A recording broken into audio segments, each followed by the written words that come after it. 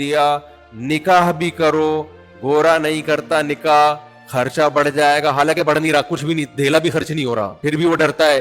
اللہ نے کیا کہا, نکاح بھی کرو اور بیوی پہ خرچ بھی کرو. اور اللہ نے کہہ دیا دیکھنے میں کیا ہے, اسباب یہ کہتے ہیں, کیلکولیٹر یہ کہتا ہے, ماہر شماریات چارٹرڈ اکاؤنٹنٹ سے پوچھ لو آپ یا عام اکاؤنٹنٹ سے پوچھ لو آپ, وہ سب کے سب یہی کہیں گے بھائی اس سے تمہارے خرچے بڑھ جائیں گے, تمہاری آمدن کم ہو جائے گی. اللہ کہتے ہیں وَمَن يَتَوَكَّلْ عَلَى اللَّهِ فَهُوَ حَسْبُهُ, اللہ پہ اعتماد کرو, اللہ تمہیں کافی ہے, وہاں سے روزی دے گا جہاں سے تمہارا گمان بھی نہیں ہوگا. إِن يَكُونُوا فُقَرَاء, فقیر ہوگے, يُغْنِهِمُ اللَّهُ مِن فَضْلِهِ, نکاح کرو اللہ برکت دے دے گا مال میں. ماہر جو شماریات کے ماہر ہیں وہ کہتے ہیں بچے پیدا ہوں گے تو آپ کا خرچہ ڈبل ہو جائے گا, تیسرا بچہ آیا اور خرچہ بڑھ جائے گا.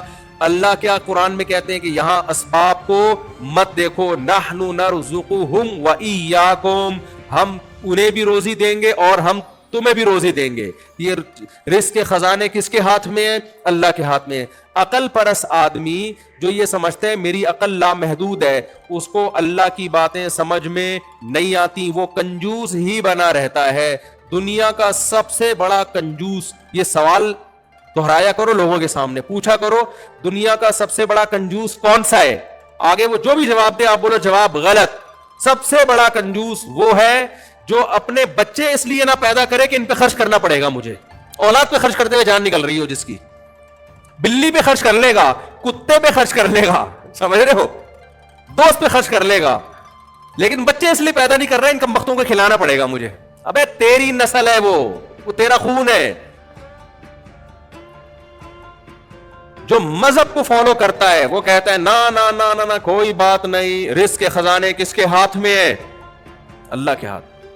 اب سیکولر لوگ کہتے ہیں یار ان لاجیکل باتیں کر رہے ہو. آپ بولو جو بات خدا کی تعلیمات کے خلاف ہونا وہ ہے ان لاجیکل.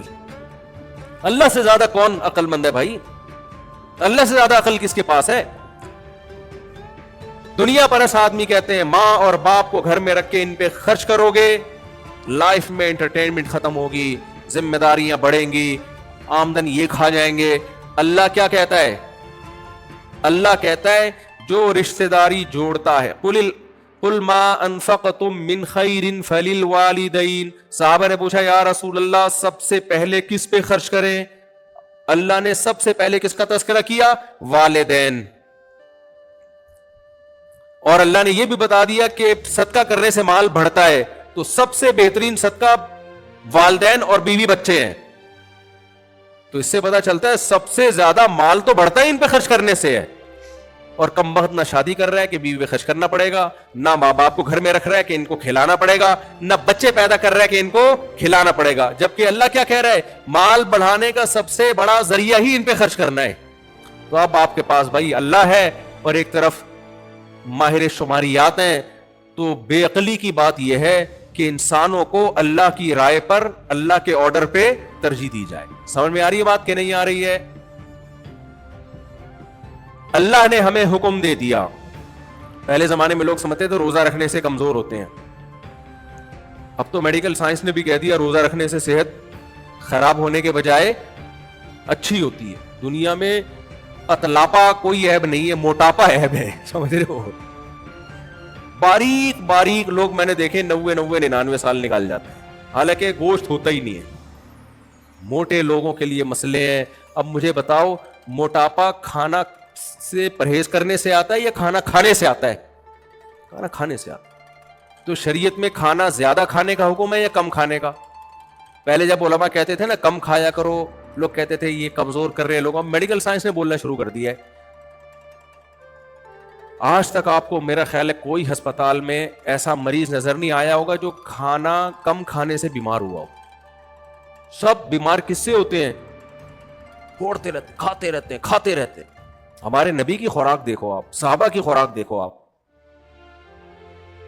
طعام الواحد یکفی الاثنین, نبی نے فرمایا ایک آدمی کا کھانا دو کے لیے کافی. اور 2 وقت کا کھانا کھایا ہمارے نبی نے, بلکہ آپ نے تو 2 وقت کا بھی نہیں کھایا, لیکن رواج 2 وقت کے کھانے کا تھا نبی کے دور میں. اور قرآن بھی 2 وقت کے کھانے کا تذکرہ کرتا ہے. میں بھی 3 وقت کھاتا ہوں, لیکن اسلام میں کیا ہے 2 ٹائم ہے. ہم سب کھائے جا رہے ہیں. تو اللہ پہ اعتماد اور اللہ پہ توکل. ہم سمجھتے ہیں سچ بولنے سے پکڑے جائیں گے. اللہ کے رسول نے کیا کہا؟ الصدق ینجی والکذب یہلک. سچ انسان کو نجات دلاتا ہے اور جھوٹ انسان کو تباہ کر دیتا ہے. لیکن آپ کسی جھوٹے سے پوچھو, وہ کہے گا جھوٹ کی وجہ سے میں کامیاب ہوتا ہوں, سچ بولتا تو پکڑا جاتا. اب یہاں عقل اور پیغمبر کی تعلیمات آپس میں ٹکرا رہے ہیں. حقیقت یہ کہ جھوٹے لوگ ناکام ہوتے ہیں. جھوٹ چھپتا نہیں ہے, پکڑا جاتا ہے. جھوٹ جو ہے نا, جب آدمی جھوٹ سے توبہ کرتا ہے نا, تو بہت سے غلط کام وہ اس لیے چھوڑ دیتا ہے کہ مجھے اپنے آپ کو بچانے کے لیے جھوٹ بولنا پڑے گا. سمجھ رہے ہو کہ نہیں سمجھ رہے؟ بہت ساری برائیوں سے وہ اپنے آپ کو بچا لیتا ہے کہ میں جھوٹ کیسے بولوں گا, پھر بہت ساری برائیوں سے بچا لیتا ہے. تو میرے بھائی, دین جو ہے نا اسلام, اللہ پہ اعتماد اور توکل کے بغیر, اللہ کو یہ والا اسلام پسند نہیں. آج ہمیں مذہبی لوگوں میں بہت حد تک داڑھی بھی نظر آ جاتی ہے, کچھ کسی حد تک نماز روزہ بھی نظر آ جاتا ہے, کسی حد تک گیٹ اپ بھی نظر آ جاتا ہے, حج عمرے بھی نظر آ جاتے ہیں. اللہ پہ توکل کرنے والے مسلمان مارکیٹ سے شارٹ. اسی توکل نہ کرنے کا نتیجہ ہے کہ مسلمان مالی معاملات میں بہت کمزور. بس یہ بات کر کے میں اپنے بیان کو ختم کرتا ہوں. اسی توکل نہ کرنے کا نتیجہ ہے. آپ جس دکان سے راشن لیتے ہیں, آپ کی ذمہ داری ہے پہلی تاریخ کو اس کا بل دے دیں. لوگ نہیں دیتے, لوگ نہیں. بچاؤ پیسہ, ہو سکتا ہے وہ بھول جائے, اس پیسے سے کچھ اور پیسہ بنا لو. ڈیلے کرتے ہیں. کیوں؟ وہ سمجھتے ہیں پیسے سے ہم پیسہ بنا لیں گے, جبکہ اللہ کا حکم کیا ہے؟ صاحب حق کو اس کا حق وقت پر ادا کر دو, چھوڑ دو. یہاں کس پہ توکل کرو؟ اللہ پہ. لوگ کرتے ہیں توکل اللہ پہ. بولو نا کیا ہو گیا؟ نہیں کرتے. بولتے یار ڈیلے کرو, ڈیلے کرو. کل میں نے کوئی ٹیکسی کرائی ہے, تو میں ٹیکسی میں جا رہا ہوں, تو وہ ٹیکسی ڈرائیور بڑی احتیاط سے ٹیکسی چلا رہا تھا. اوبر یا کریم یا کوئی ان ڈرائیو تھی, ہمارے دوست نے کروائی تھی اپنی, تو میں نے جانا تھا کہیں. تو ہمارے جو ساتھ بیٹھے ہوئے تھے نا, انہوں نے اس ڈرائیور سے بولا لگتا ہے آپ کی اپنی گاڑی ہے. اس نے کہا میری اپنی گاڑی ہے. کہ اسی لیے اتنی تمیز سے چلا رہے ہو. آپ کسی گاڑی میں بیٹھ جائیں ان ڈرائیو یا اوبر کی, جس جو رینٹ پہ لے کے کوئی چلا رہا ہو, تو آپ کو اس کے چلانے کے اسٹائل سے پتا چل جائے گا کہ یہ اس کی اپنی گاڑی نہیں ہے. سمجھ رہے ہو کہ نہیں سمجھ رہے؟ اس لیے دنیا میں سب سے بڑا بیوقوف وہ ہے جو اپنی گاڑی کسی کو رینٹ پہ دے دے اور یہ امید رکھے کہ یہ مجھے کما کے دے گا. اچھا, بس بات کو میں سمیٹ کے ختم کر رہا ہوں. تو جہاں بھی اللہ کے حکم کو ہم ٹھکراتے ہیں نا, جہاں بھی اللہ کے حکم کو, اس کی بنیاد کیا ہوتی ہے؟ ہمارا اللہ پہ اعتماد نہیں ہوتا. تو خوب سمجھ لو, اللہ کو ناراض کر کے آپ اللہ کے خزانوں سے کچھ بھی حاصل نہیں کر سکتے. اگر وہ ملا بھی نا آپ کو اللہ کے خزانوں سے, وہ عذاب جان بن کے, جیسے فرعون کو مل گیا تھا بہت کچھ, لیکن فرعون کی حکومت اور فرعون کی دولت عذاب جان بن کے ملی تھی اس کے لیے.